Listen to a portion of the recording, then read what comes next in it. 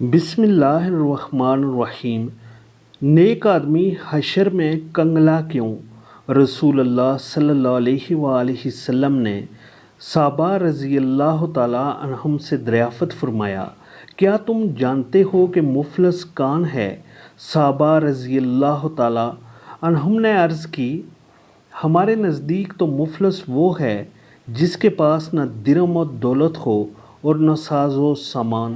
آپ صلی اللہ علیہ وآلہ وسلم نے فرمایا، میری امت کا اصلی مفلس وہ شخص ہے جو قیامت کے دن نماز، روزہ اور زکوٰۃ لے کر آئے گا، مگر اس نے دنیا میں کسی کو گالی دی ہوگی، کسی پر بہتان لگایا ہوگا، کسی کا مال کھایا ہوگا، کسی کا خون بہایا ہوگا، کسی کو مارا ہوگا، چنانچہ اس کی نیکیاں ان مظلوموں میں بانٹ دی جائیں گی، مگر مکمل ادائیگی سے پہلے ہی اس کی ساری نیکیاں ختم ہو جائیں گی، چنانچہ ان مظلوموں کے گناہ اس پر ڈال دیے جائیں گے اور پھر اس شخص کو جہنم میں پھینک دیا جائے گا۔